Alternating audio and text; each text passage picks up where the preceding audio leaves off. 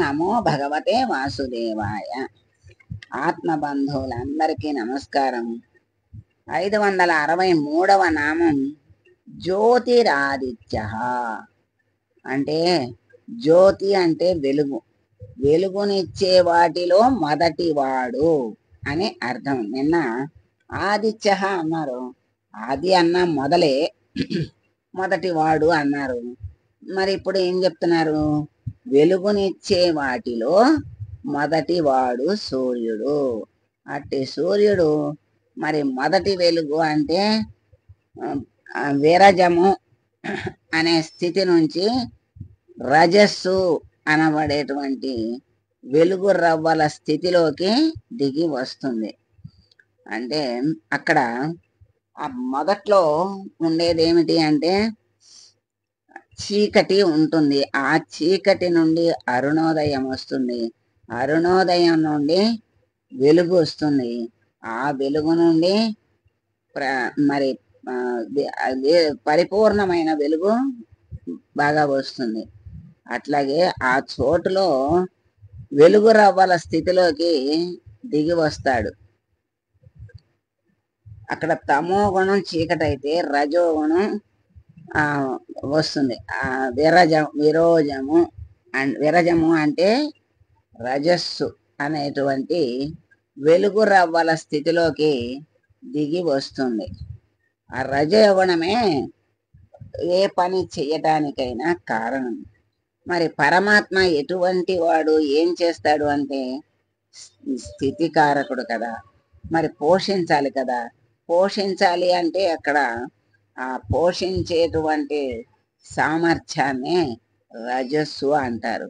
అలా ఆ రజస్సు వెలుగు రవ్వల స్థితిలోకి దిగి వస్తుంది. ఆ చోటు అంటే ఖాళీ, ఆ ఖాళీలో వెలుగు యొక్క రవ్వలు ఏర్పడతాయి కదా, ఆ రవ్వలే క్రమేణా మరి ఆకారాన్ని, గోళాకారాన్ని పొందుతాయి.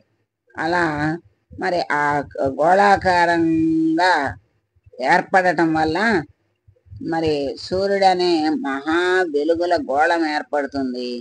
ఆ వెలుగులు తానే, ఆ వెలుగు ఎవరిది అంటే తానే కనుక నారాయణుడు జ్యోతిరాదిత్య అని పిలువబడ్డాడు.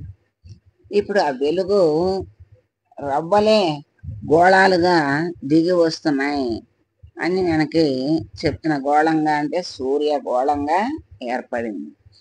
ఇక్కడ బాహ్యంగా కూడా ఒక బిందు స్వరూపముగా ఉన్నటువంటి ఆ రజస్సే ఇక్కడ మరి సృష్టికి కారణమవుతోంది. రూపాన్ని సంతరించుకుంటోంది, శరీరాన్ని పొంది మరి ప్రాణాన్ని పోసుకుని భూమి మీదకి వస్తోంది.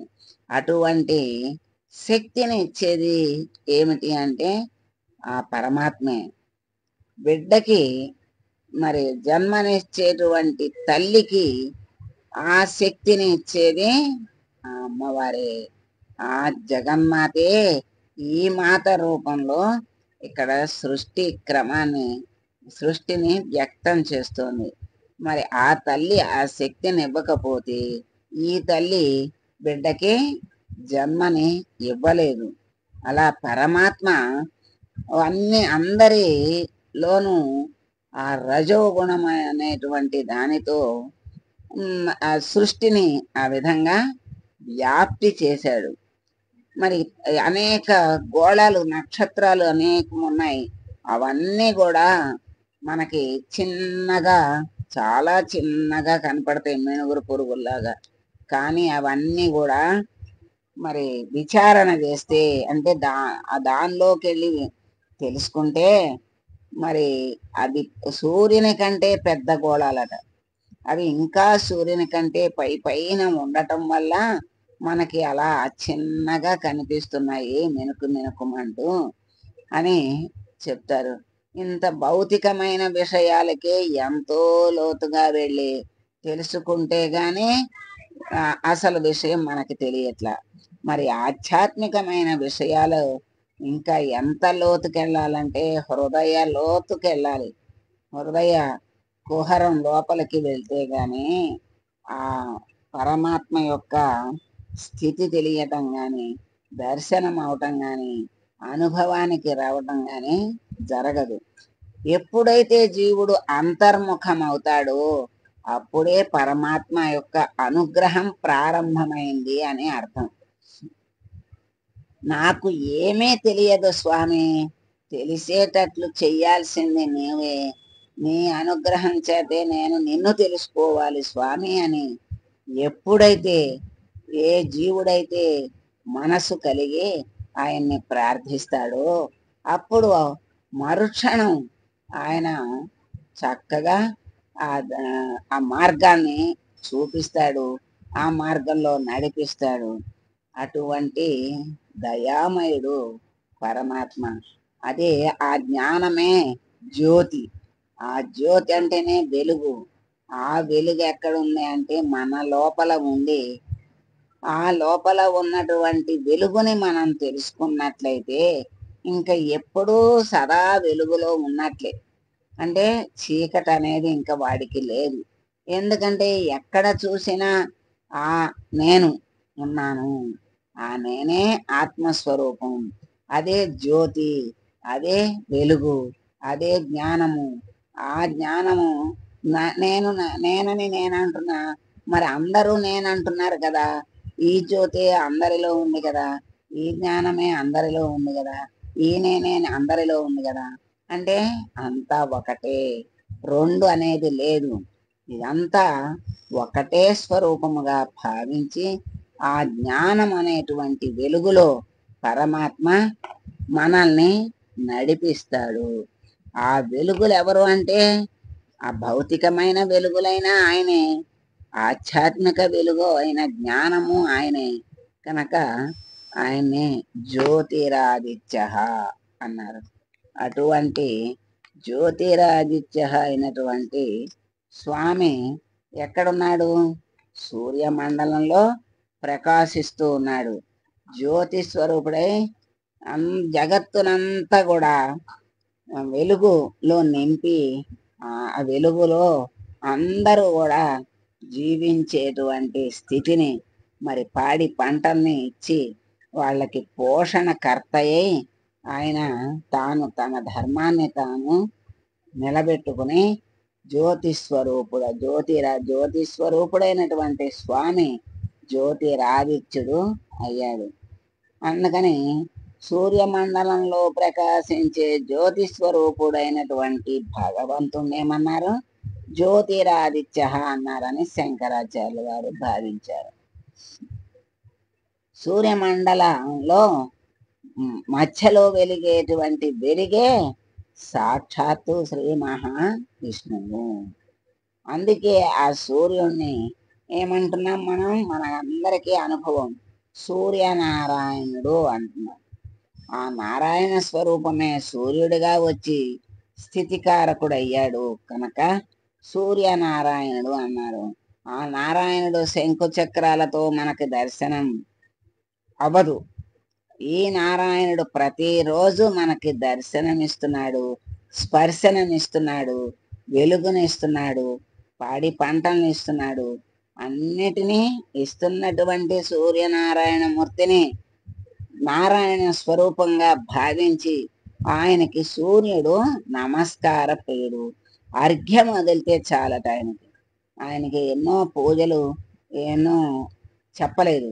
ఆయన అర్ఘ్యం ఇస్తే చాలు, నమస్కారం చేసుకుంటే చాలు. అన్ని మనకిచ్చేటువంటి స్వామికి ప్రతిరోజు ఒక్క నమస్కారం చేయలేని జన్మ మరి వ్యర్థమే అనిపిస్తుంది కదా. అటువంటి మరి మంచి పనులను చిన్న చిన్న వాటినైనా మనం చేసి జన్మలను తరింపజేసుకోవాలి. మరి అందుకే సూర్యుడిని సూర్యనారాయణుడని అంటారు.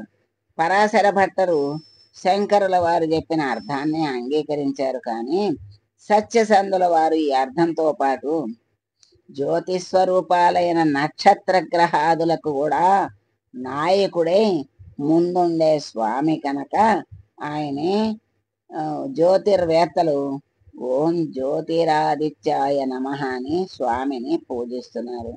అంటే మరి ఎన్నో వెలుగుల్ని ఇచ్చేటువంటి జ్యోతి స్వరూపాలైన వెలుగుల్ని ఇచ్చేటువంటి నక్షత్ర గ్రహాలన్నిటికీ కూడా ఆది ఆది పురుషుడు నారాయణుడు, సూర్యుడు నాయకుడు, గ్రహాలన్నిటికీ నాయకుడైనటువంటి ఆదిత్యుణ్ణి జ్యోతిరాదిత్య అన్నారని చెప్పారు. ఛేయస్సదా సవితృమండల మధ్యవర్తి నారాయణ సరసిజాసన సన్నివిష్ట కేయూరవాన్ మకర కుండలవాన్ కిరీటి హారీ హిరణ్మయ వపుర్ధృత శంఖ చక్ర అని ఈ శ్లోకంతో బ్రహ్మదేవా శంఖ చక్రధారివి, మకర కుండల శోభితుడు, కిరీటధారి, వనమాలి, సువర్ణ కాంతితో కూడుకున్నటువంటి వాడు అయిన సూర్యమండలంలో మధ్యలో ఆసీనుడవైన నారాయణమూర్తిని ధ్యానించు అని మనకి చక్కని ఈ శ్లోకం చదివి నారాయణమూర్తికి నమస్కారం చేసుకోవాలి. లేదా 12 సూర్య నామాలు ఉన్నాయి, అది ద్వాదశాదిత్యులు అంటారు కదా, వాటి నామాలు చదివి నమస్కారం చేసుకోవచ్చు. అవి కూడా రాకపోతే సూర్యనారాయణమూర్తి అని నమస్కారాన్ని స్వీకరించు స్వామి అని ఒక్క నమస్కారం చేసుకుని ధరించితే ఆ జ్యోతిరాదిత్యుడు మనలో మరి చక్కగా జ్ఞాన జ్యోతిని ప్రదీప్తం చేస్తాడు. అటువంటి స్వామిని, జ్యోతిరాదిత్య అయినటువంటి స్వామిని బాహ్యంగా వెలుగునిచ్చేటువంటి నీవు మాలో జ్ఞాన జ్యోతిని ప్రకాశింపజేసి ముక్తిని ప్రసాదించమని వేడుకుంటూ మంగళం పాడదాం.